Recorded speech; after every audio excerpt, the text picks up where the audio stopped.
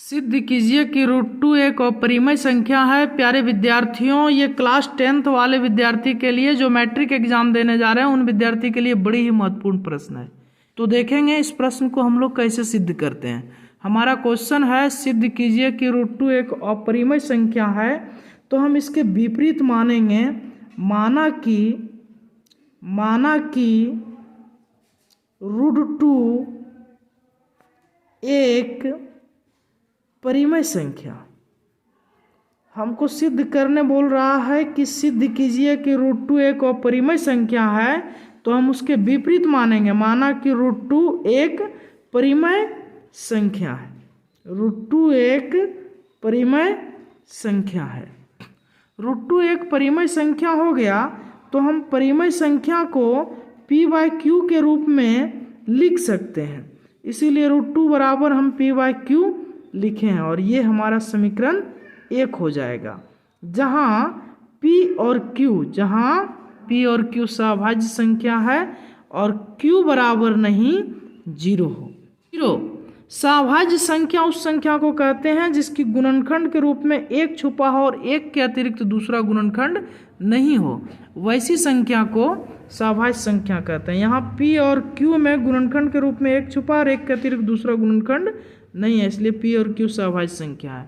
अब लिखेंगे समीकरण 1 के दोनों तरफ वर्ग करने पर। समीकरण 1 के दोनों तरफ वर्ग करने पर। समीकरण 1 के दोनों तरफ वर्ग करने पर तो समीकरण 1 हमारा क्या है? √2 बराबर p/q।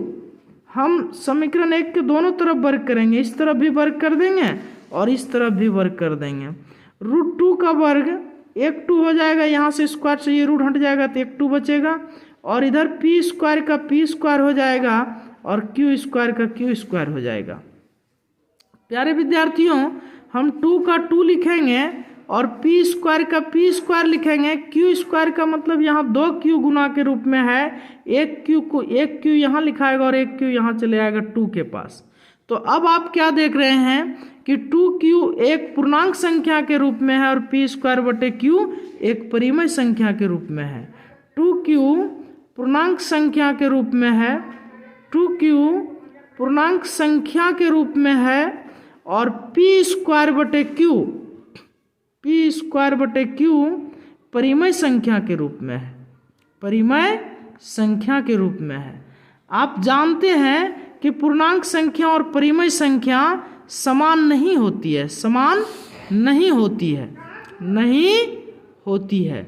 लेकिन यहाँ पूर्णांक संख्या और परिमेय संख्या समान है। इसलिए पूर्णांक संख्या और परिमेय संख्या समान नहीं होती है, लेकिन यहाँ पूर्णांक संख्या और परिमेय संख्या समान है। इसके मतलब हमने जो √2 एक परिमेय संख्या ये मान रखा है वो हमारी मान्यता गलत है। हमारी मान्यता गलत है। हमने जो मान रखा है वो हमारी मान्यता गलत है। तो जब हमारी मान्यता गलत हो गया, हमने जो माना कि √2 एक परिमेय संख्या है, जब वो हमारी मान्यता गलत हो गया तो इसके मतलब √2 एक परिमेय संख्या नहीं होगा, बल्कि √2 एक अपरिमेय संख्या होगा। √2 एक अपरिमेय संख्या होगा। अपरिमेय संख्या होगा।